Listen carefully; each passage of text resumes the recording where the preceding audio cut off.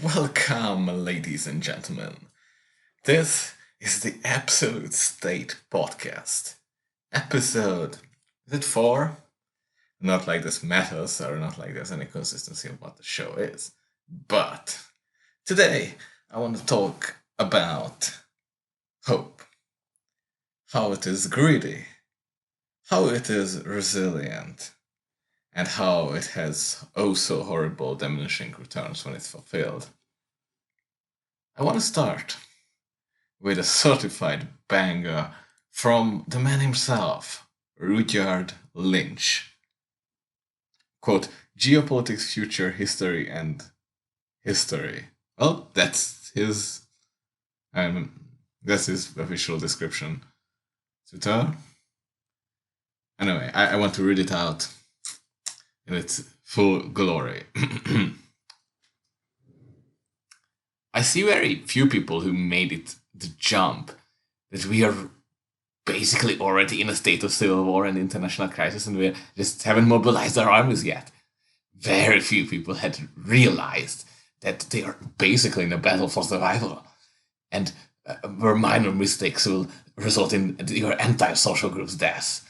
In the next few years, decades of history will occur in hours. I mean, how does that? Okay. Make sure you're in the right place, in the right time, doing the right thing when it does. I'm simultaneously terrified of the things I might see, but also my bloody jitters with excitement at living through the hinge of history. So that was the whole thing. It's written September the 22nd, 2023, so like a week before this. It really enters sort of like a Lorca status. People were responding to it because it's a fine note of cringe, but like good cringe, it comes from a sincere place. One might say an honest place. A sentiment honestly expressed. The point of cringe is that you catch a person not realizing themselves. In this case, I think like apart from the sort of like I am very smart, very few people realize that we are in the international situation is tense. You know, like when was that not the case? And also the decades of history will occur in ours. I wonder how much history will happen in a few years in total then. But the crux of the cringe here is strategically kept to the end. So like there's an escalating level of cringe. It's my blood jitters with excitement because like that's something says something very sincere about the human spirit, doesn't it?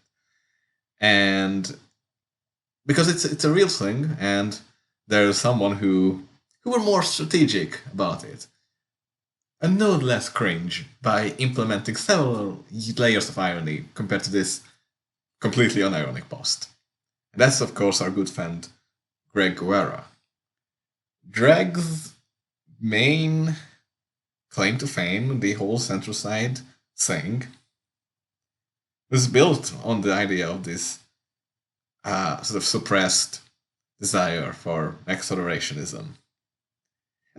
And when I say suppressed, and when I say like it shows an emotion that is in a lot of people, but we don't show it, and the cringe is that that he let this out like unaware of how inappropriate it is. I don't mean that it's just like a breaking a social taboo, because some desires are worthy of like not nakedly expressing. I mean, because we contain multitudes, and not all parts of us are like worthy of exhibiting, because we contain multitude and we contain a lot of things that are in themselves. Well, I'll explain later, but this is a. It's okay that we have it, but expressing it in like into the full product of how we behave or express ideas uh, is not good. But of course, that's why you have irony, and that's why you employ several layers of irony so that you can explain. And that's of course the entire ethos of Greg Guevara, that he does exhibit the multitudes in their entirety. And this drive of accelerationism is is very crucial to that. Uh, One might notice that also it's it fits into when those videos were made between 2019 and 2021. One might notice that that was a very specific period of American history where there was a great turning point in the discourse, the political acceleration, and ever since the election campaign ended and then January 6th happened and the political climate, uh, or more aptly said, people's desire for change, people's expectation of change, and people's expectation of how change is possible. It's important. I'm going to get back to that. Was running high. And after that, and after the whole Biden status quo seemed like uh, gained at least sort of provisional stability, even if it's like a sort of one of those periods that you can later gloss over as like a 1790, if you get what I mean. Even if it's a 1790 kind of situation, it's at least going to run a few years when there is no epic content to be made out of it. And so it's not unique to Greg. You can see a lot of people pivoting after 2020. And the fact that 2020 is also especially how the end of Bernie campaign coincided with the beginning of COVID. I think that was like one of those one of those points where a huge stab in the back mace was created around Bernie because of like how quickly the the expectations collapsed and how an entire new narrative around COVID built.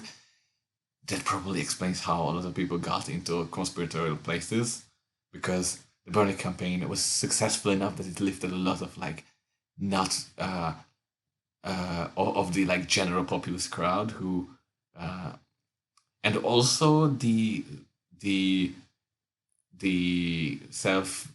true believing Marxist crowd, and both of them were thrown off the rails with that. But I'm getting kind of off topic. I still want to talk about Rudyard and how uh, ever since that uh, this expression is now no longer in the zeitgeist the same way it was back then. It still is kind of, but Whatifalthist is definitely not like an overall zeitgeist tapper, and more like a I'm going to build my own mind palace from heterogeneous ideas. And unfortunately, like because he's sort of settling into that mind palace and sort of entering down a path, like less about sort of a panopticon of wide different ideas that you might find interesting, and more about just circling around a more specific and less appealing kind of ideology. But I'm getting off topic again.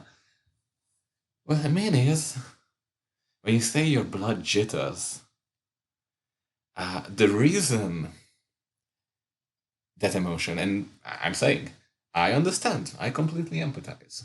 The reason you don't take it seriously because it's kind of the same way that like you don't take a lot of other emotions with like full force validation. So like when there are a lot of emotions that are sincere and you don't take them at full force validation, like when you hit your head and in like a table or something, and you're angry at something, but then you realize that your anger is like has no outlet because literally you're angry at inanimate objects. And that's when kind of you realize like how moral sentimentalism is true. But anyways, anyways. Your blood jittering is kind of the same deal. Uh, um, you want the reason you would probably want to be embarrassed by like telling yourself specifically in this like very instinctual and emotional way is because it kind of tells you that it's very instinctual, and that you just want to die in a war. But like, what adds to the thing specifically is that it very like clearly presumes that he is just going to like watch this unfold in from an ivory tower. Like, I'm terrified at the things I might see. Like, God forbid anything happens to me. I know that like I'm going to be traumatized by like the things you guys are going to experience, and my blood is going to jitter. Like, I'm not going to lie. When Russia invaded, I was excited. When COVID happened, I was excited. Like genuine excitement. And why is that? Seeking salvation via history. This actually applies to a broader term that it has the same properties in like how it lets you down and how it has insanely diminishing returns. Specifically talking about technology. That's why I'm going to talk about the AI apocalypse. Before. So the reason your this emotion is not to be like validated by full force in your mind palace, because you understand it's not a product of authentic experience. It's a product of alienation, and it's a product of disaffection, and it's a product of being of observation, like observing the world through Twitter, and thinking that the world that needs to be disrupted is like identifying the global political order with your own mind state and saying like, you know what would like end my shitty life? Global breakdown of society. Like, you would think like there's maybe like sort of like an absolutely disproportionate response here. I mean, as long as you assume that you're ruining a lot of people's life, well, it's going to be worth it because at least I get entertained as I watch it from my ivory towers. I'm no longer making fun of Rudyard, by the way. I'm absolutely projecting here. This is why, like, if you're a little more self-aware, I'm absolutely like would be in the category of Greg in this situation. Like, I have these emotions, but I also have the understanding that this is kind of absurd. But I'm also in the situation like Greg, and this is another side. I completely understand Jreg. I'm very certain, obviously, that my interpretation of Jreg is complete, and I completely understand what it is. And it's not as complex as people say. Oh, every Jreg skit is like, here is a couple of ideologies. I wear like gloves as I literally spell it out in multiple videos. And then, oh, I'm going to now change my tone and deliver my completely sincere political opinion. And then there is a joke that it's a joke itself so much that it's the joke itself about the joke is starting to become trite. Uh, so but it's not bad. Like, I mean, art doesn't have to be so complex that people don't understand. I mean, the Jreg fandom is somehow capable of making the most trite jokes imaginable, but there's also a lot of value there, and there's one of them. I mean, there's multiple videos of Jreg that you could point to that say obviously you want to die in a war is one of them. Also, but also like one of them that I specifically like that was made after the 2020 election, before January 6th. in which the joke is that like I'm going to spoke in the tone uh, of people who are like concerned about the things getting worse, but actually I'm fearing that things are not getting worse because uh, actually your identity is as someone who predicts doom and who puts people in a constant state of like the clown world is collapsing, and that now I'm actually craving it not only cynically as a content creator but also like emotionally because when things actually happen, it's very quickly becoming boring. You know what happened with COVID? What happened with Ukraine? The emotional response about COVID has zero to do with the actual rate of infections. You know, like uh, in March, it felt like the world is like it felt like I remember, on people said this is the biggest happening, the closest people go to happening that ever happened. It felt like the world is changing permanently. We're in the new normal.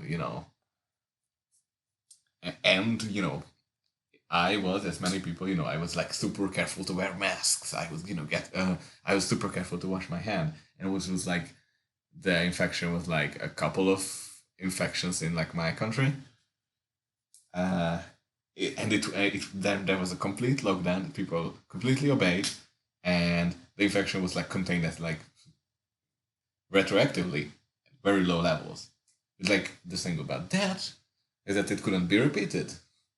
There was really only one lockdown that was any effective, and then people continued with this like reduced lockdown that didn't really affect anything, and how it continued. But at that point, it failed to it failed to escalate the stakes. So if you don't escalate the stakes, and why would that's like lightning striking twice, then the brain doesn't give you like the dopamine about the world collapsing. Same with the Ukraine conflict. The Ukraine conflict was something genuinely new. I remember the fog of war was amazing. Here, like, I'm going to be unironic about it. My only caveat is that we contain multitude. I don't endorse these emotions. I mean, to be fair, Richards also like put it in a conditional, like, I am also terrified. Which is fine. It's fine. It's fine. I'm cringe, and I'm just as cringe as him. Uh, uh, we understand that this is an Amazon, but like to say, like I remember at that point, like people said that like there are troops landing in Odessa, and the magical thing about that is that it could have been true at that point. And here's the key: the scope of what you could imagine possible widened. And I believe this is what people are seeking. This is the point of salvation here.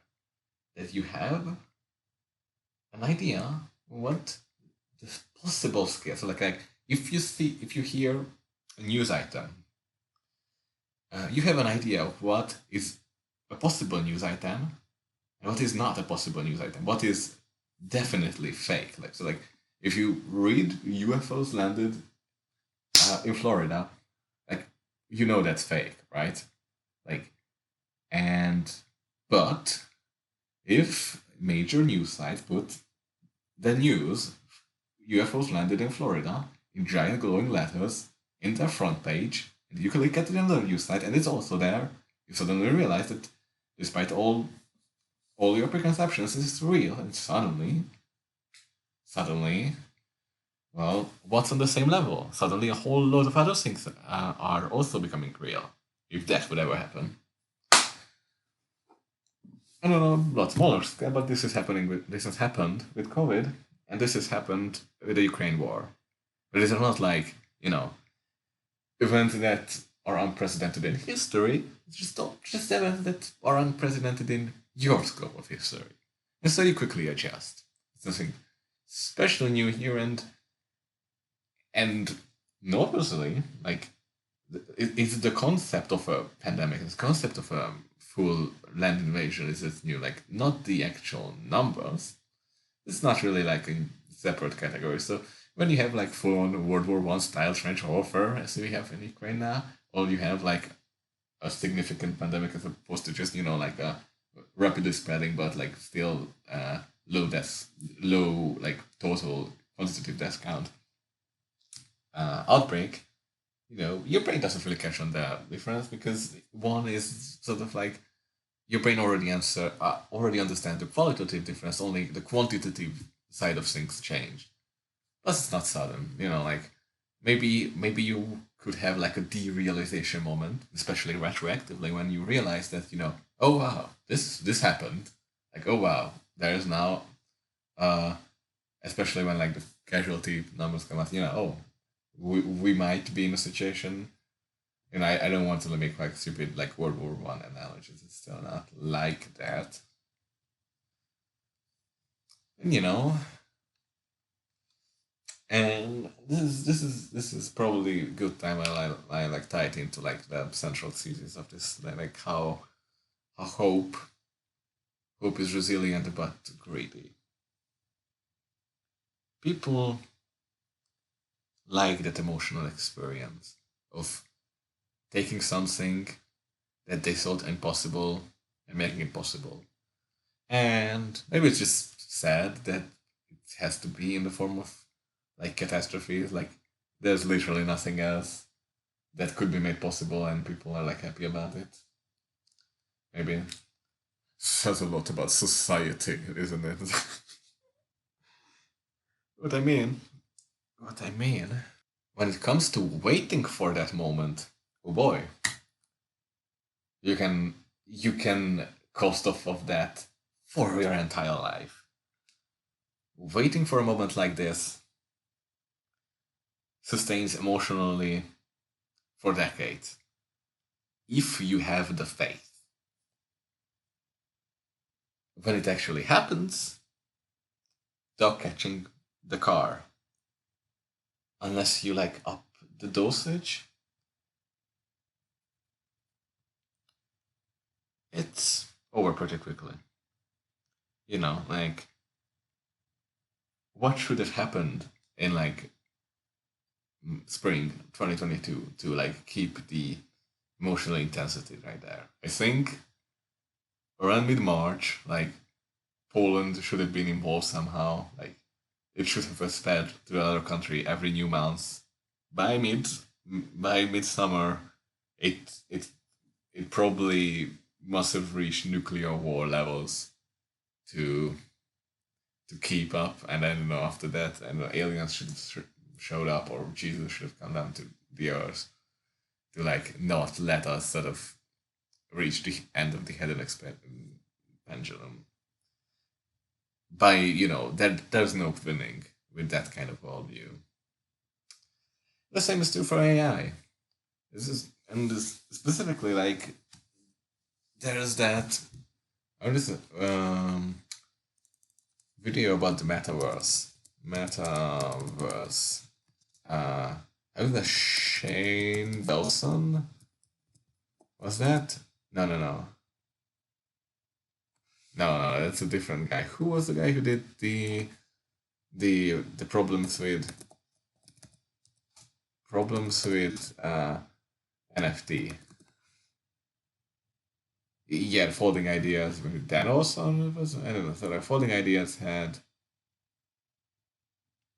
a video about them. Yeah, the future is a dead mall, and that video had the important like sort of observation that when you're an evangelist of like emerging technology or like emerging fields in general, sort of imperfections are not detractors; they are actually proofs that you are on the cutting edge, sort of, because all imperfections can be like papered over mentally with, well, this is just now. Imagine what will be in the future. Imagine where will this go. This is growing exponentially. We are just in the beginning stages, and that's important because like if you're presented with a polished fully user-friendly product, you're late. You're late for the game, man. Uh, you should feel like things are not perfect yet. That you're in on the frontiers. But of course, things might actually just be shitty and not going anywhere, or not going anywhere the place you want them to go. Same with AI. You can say that like, um, well, look at how much they progress. So any problem might just go away next year, or might not go away at all, because that has been a history of AI development, that people overestimated and underestimated and overestimated and underestimated, and if I can make a prediction, I would say like we are now on the descending slope of this AI revolution, like, because this is like a big deal. Like, now we have like sort of AI that makes stuff that is sensible for us, but like the inflation of the novelty of it is descending rapidly. Like, compared to the first Mid Journey photos, I was like, I can't believe this is computer made. Like this, and those were like the clunky, like deliberately surrealist stuff, because surrealism, it matches like uh, but at the time I couldn't imagine anything sensible, especially like intensely atmospheric, like with a like something that is a graspable horror to it, like a specific horror idea. But of course, like horror is, as it turns out, was an easier frontier for AI than many other styles, because horror is okay with imperfections. Uh, and now you can realize the genericness. Like, you can, the style that GPT uses, the ChatGPT uses, it was like amazing at first, like a proper secretary that uses like sufficiently proper language to answer your questions, and now you feel uh, like it's a robotic, it's a sort of like very generic form that it's very hard to break it out, and now you want the AI to be more human, to and the thing is, like, people do the NFT, I'm stupid, do the NPC meme. People, if they convince themselves that everyone around them is a mindless drone, they'll see that. They'll see that, oh, the responses are generic. Oh, they're all repeating scripts, because, and I don't want to like say that GPT is there, because it's not. But like, it shows that, like, if people will believe that they are mindless drones, and of course people believe that like GPT is a mindless drone, then our standards can go really really high.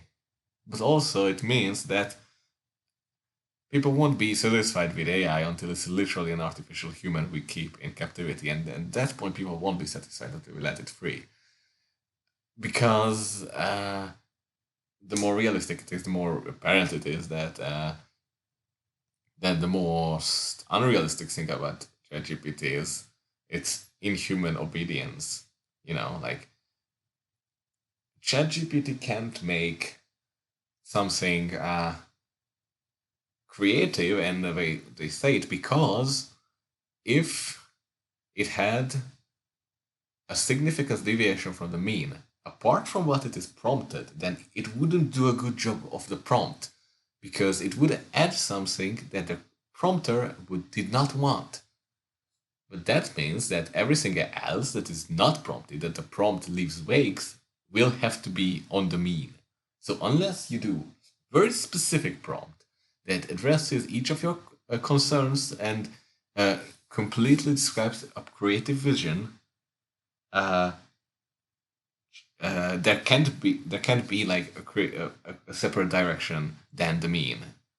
Sort of mean, the generic is the baseline, and you have to make an effort at each and every case to separate the bot from it. And it's not because it can't do it, it's because it's trained to be useful to humans and not to be unique.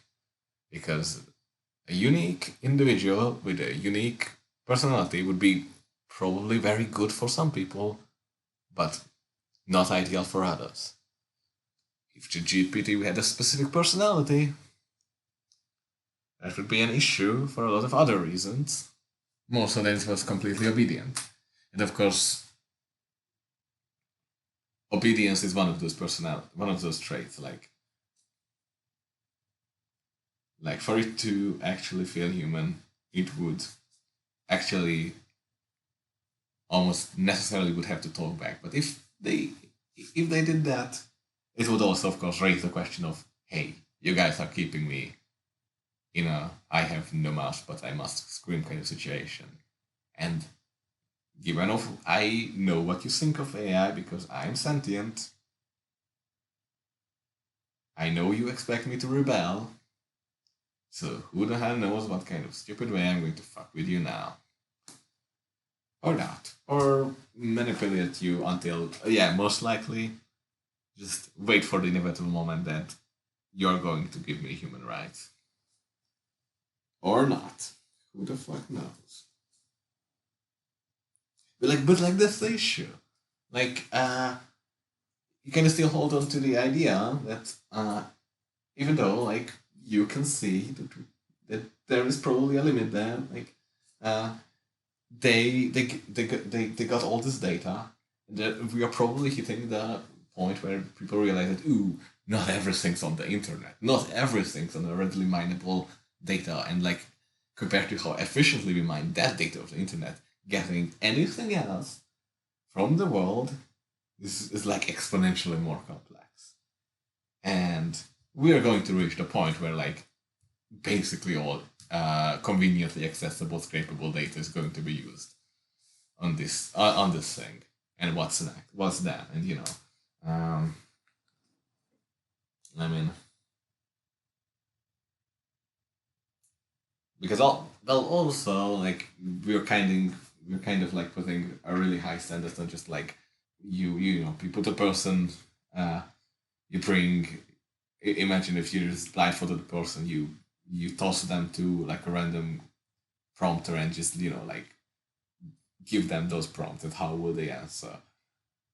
AI is just prompt it out of nowhere, no context, no idea who you are and what you want them. Like you have to contextualize the answers with these things, and like you see what I'm doing here. I'm rationalizing the issues as like sort of imperfections that are like just oh my god, this is just the tip of the iceberg. Imagine what else is out there. But like ChatGPT is not a chatbot.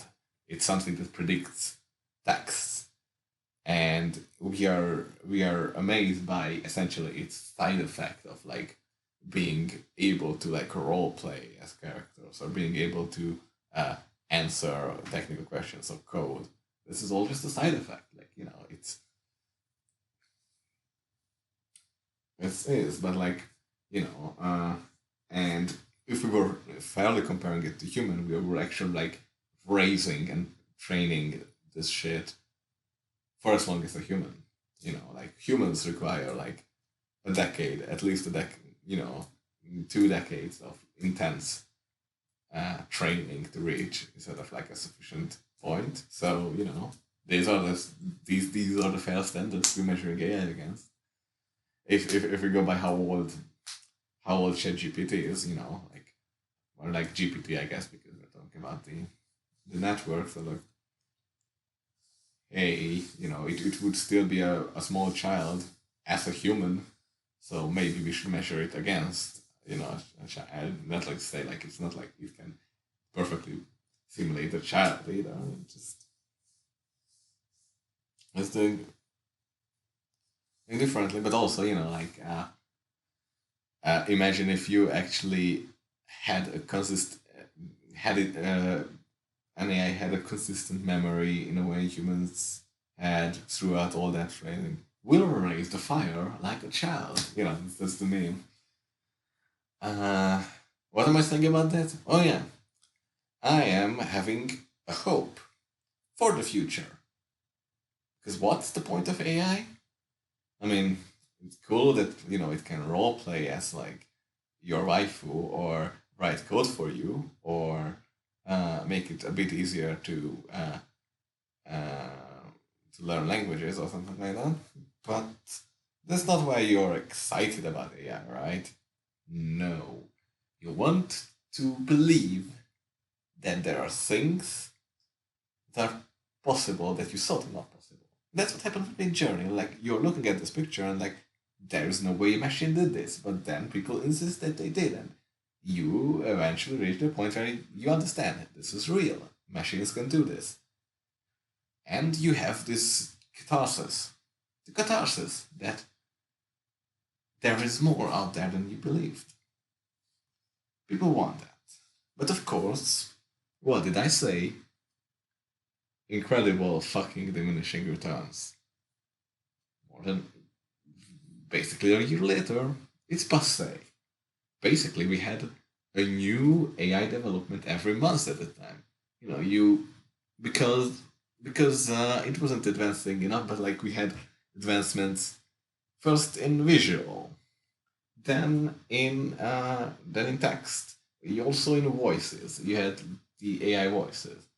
Uh, Basically, you could just continue that hype cycle, that sort of like months long hype cycle for a year, because it literally did what I just described about like the nuclear war. It managed to escalate by make and granted this is not like a war in Ukraine level. That was quantitatively a different animal. But I remember that morning. I was up all night uh, getting the news, and then I walked out and it's like the realization of like walking in the real world where I understand this thing happened, and immediately buying like a couple of canned food that that I ended up not using for anything, and was a pain in the ass when I moved out of between one dorm to another.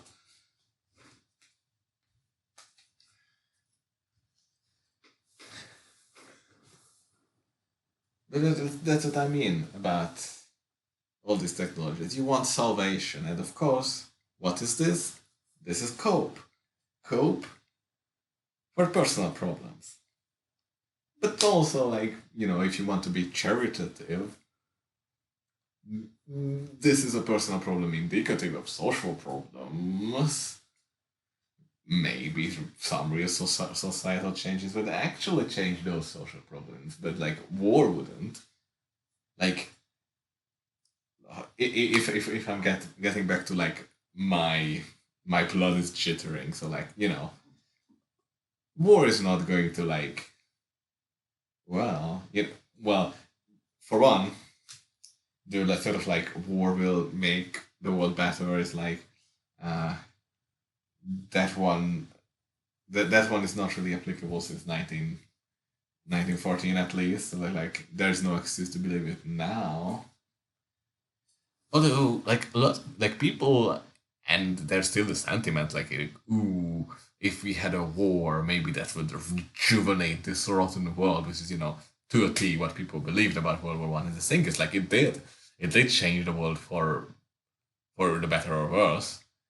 The 20s are a very different world than like the turn of the century world. And funnily enough, like, and then again, World War Two, the post-war world was very different from like what we had. But funnily enough, trad hate all of it, and trad love the turn of the century.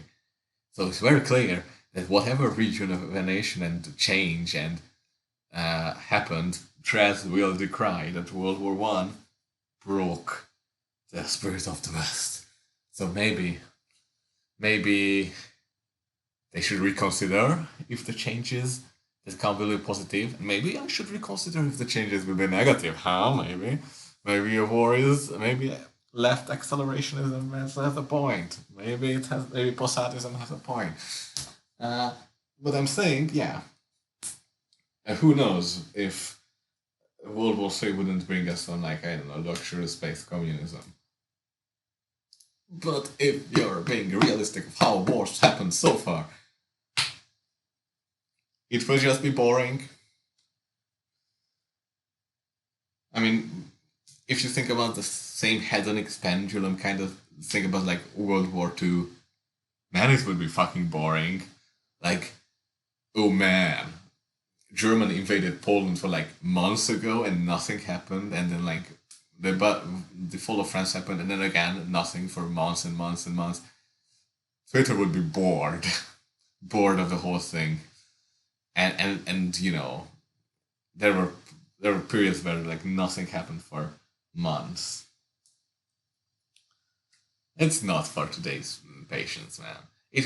The thing would emerge over the course of years. People don't have the patience for that, especially if they are in a situation where they actually do jack shit about it. And what would the actual experience be?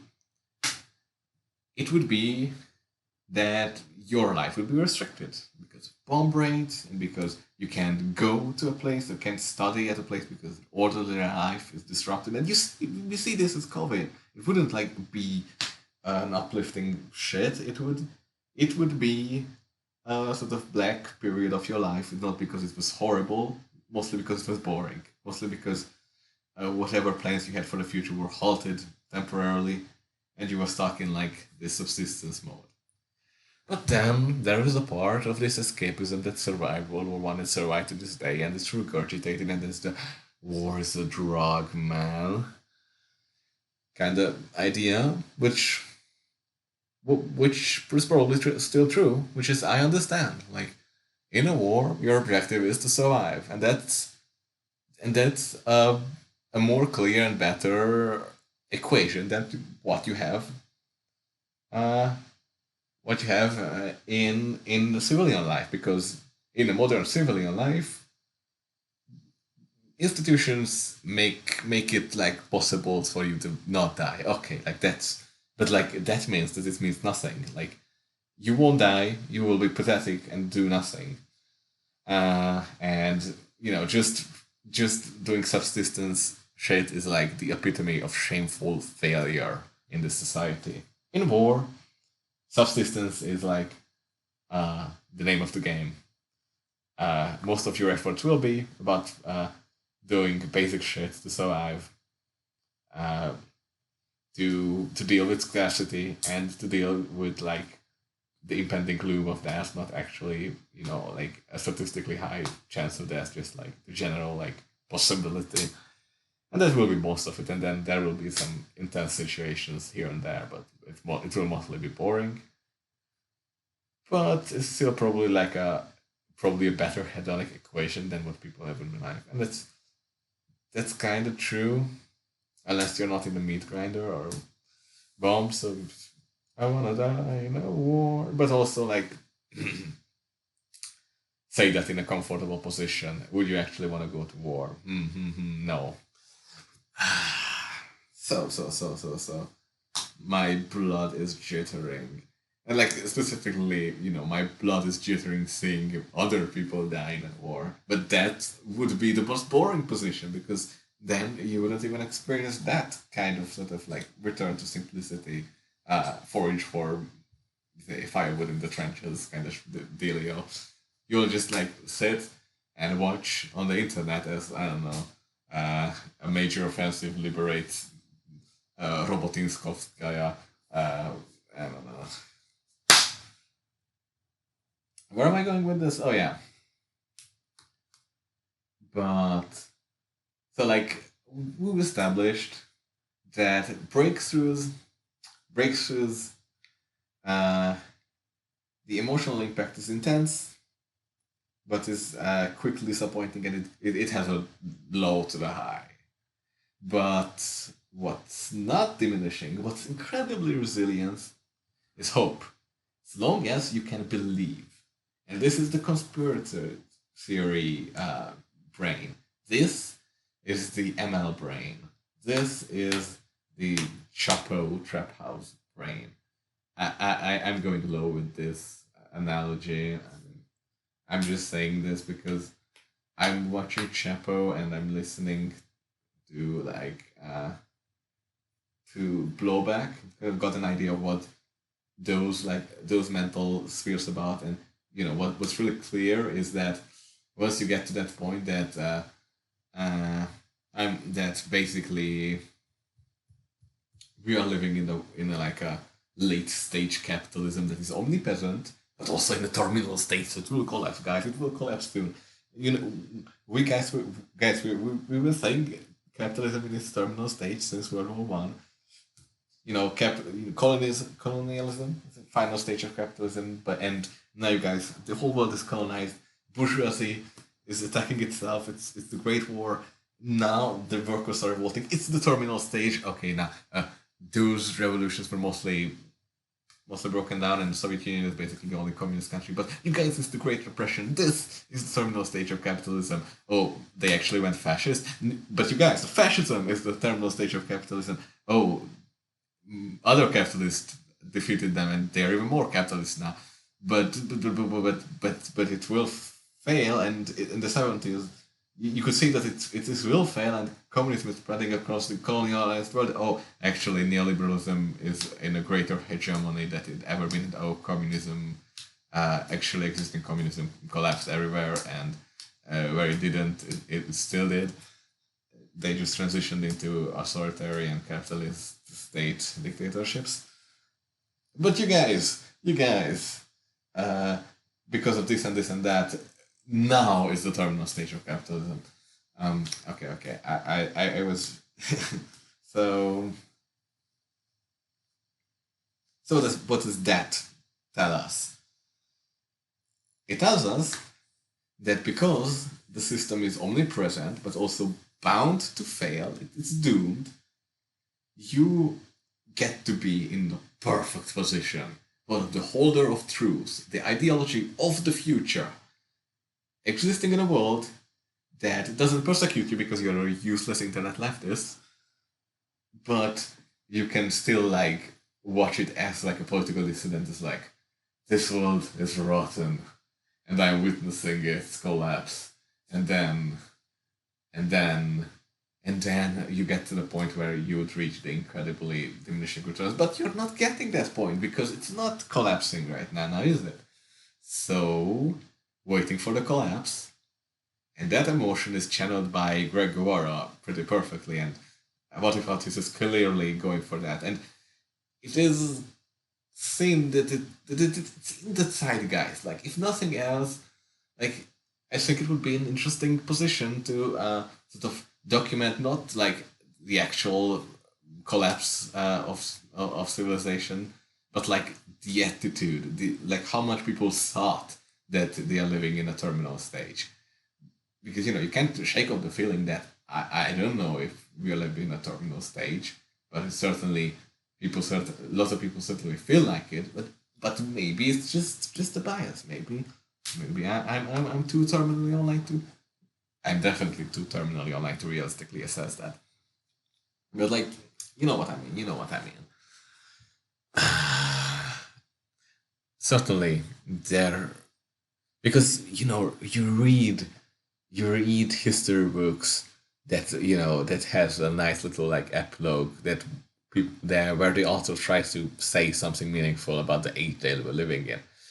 Without the fail, they will always tell you they'll always tell you that they are living in a difficult period. But it's always telling of how they say it. So like in the 70s, there was a very real sense that the world is going to shit. Like compared to the 60s, and when you list it out, they had a damn lot of reasons to say the world is ending, and then and then you get to the 90s, when you get to the 80s and 90s, they people bring up AIDS, People are always prejudiced for their own time, and people, and I'm already feeling this about the like peak COVID times. People are arrogant about how they are living, in like how their problems and their historical sort of crises are so much significant than they are. And oh, I remember that stupid tweet thread about how future historians will write entire uh, courses about a couple of days in the 2020 presidential campaign because Trump got COVID, and that was a mind fucking breaking retardation. But but that's okay because that's not unique. People always thought that, and now at least it's easier to realize the patterns with the internet we have. I'll stand by that. Internet, good thing, even if it. Mm.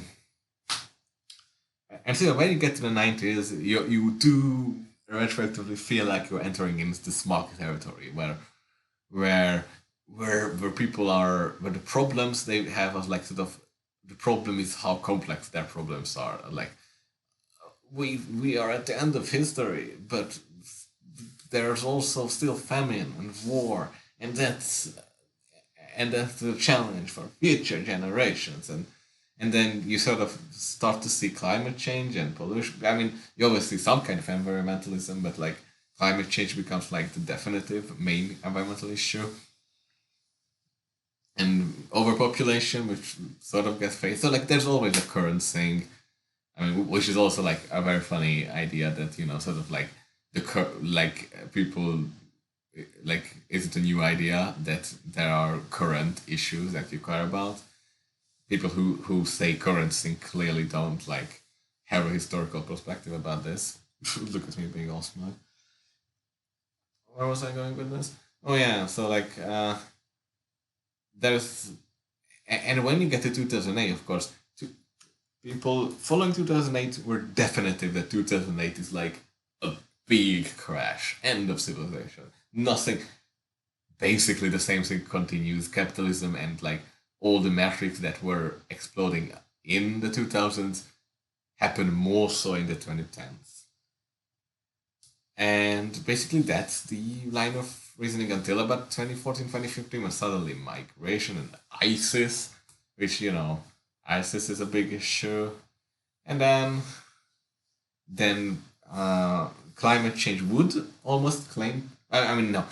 After 2016, obviously, people people have this like reveying their political priorities, and people kind of get why people voted for Trump when you think about like stuff like the 2020 uh, 2012 presidential elections, Romney versus Obama.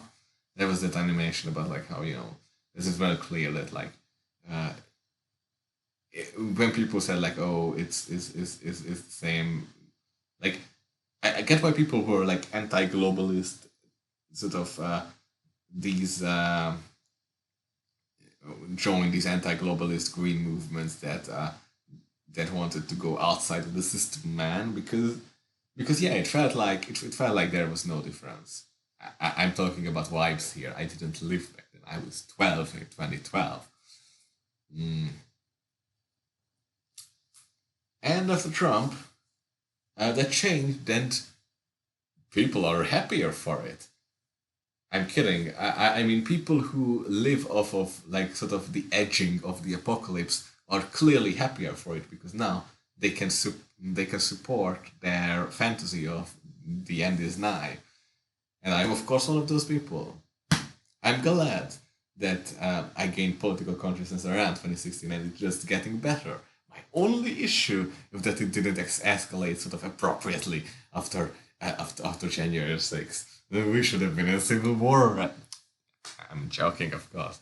I'm joking. It wouldn't have been. It's pretty clear that the reason Greg Guevara ended his sort of political focus is um, because that momentum has been running. Like he started it when the zeitgeist is really permeated by this sort of schizophrenic idea when it was really up there and really relatable. And it was not like sort of he goes along with the creative vision uh, that's probably less profitable, trying to recapture the magic of the old series. But like I mean, every creator goes through these problems. The point is that the zeitgeist is not there anymore. It's the same, but people said that how a lot of people were broken, and broken after Bernie lost. And I mean, QAnon is kind of the same thing, right? Edging for the apocalypse, except that they actually think there's going to be like a salvation level apocalypse, sort of like an actual equivalent of Jesus coming back and bringing justice, which is, I mean, it's appropriate level of stupid, but it's just, I mean, either that or you're in a terminal stage of capitalism or you're in a terminal stage of Western civilization. It's all the same, man. It's all the same. I'm being ironic. No. I think I should have circled around the idea even if I had no fucking structure about this at all because I'm improving this whole thing. I like it. I mean, uh, I like to think that I didn't make too many pauses, but I definitely did. I just don't realize it. The problem with all quiet on the Western Front. No, that's interesting. What's the problem? I'm sleepy. I'm sleepy. It's too late. I'm going. I think how much I've spoke? Oh, I've almost spoke an hour. It's like a decent podcast episode, ain't it? It's a decent podcast episode. So, anyways, if you feel cringe about your longing for the end of the world, apocalypse, nuke me, mommy. Just add layers of irony, and then it will be alright. We all contain layers of multitudes, man. All contain layers of multitudes. It was the Absolute State podcast. Authentic philosophical ramblings straight from the fountainhead of autism. Here among these vibrant lights, watching from my ivory tower as the world burns. Oh, I fucking love that. Yeah. When I mean, oh, I can't believe I left it out. How fucking indicative of the fortune phrase happening is. Like, that's literally what I was talking about. Yeah, I kind of, the part of fortune is not, it's the part of Paul that's not unironic Nazis, and even a lot of those. There's also the very clear desire to see the society collapse. Probably for a lot because they believe that they are white accelerationists. They believe the collapse of society will lead them to their white ethno-state, man. But also, like I said, this is an emotional appeal. It's not an ideology. Accelerationism is just an emotion.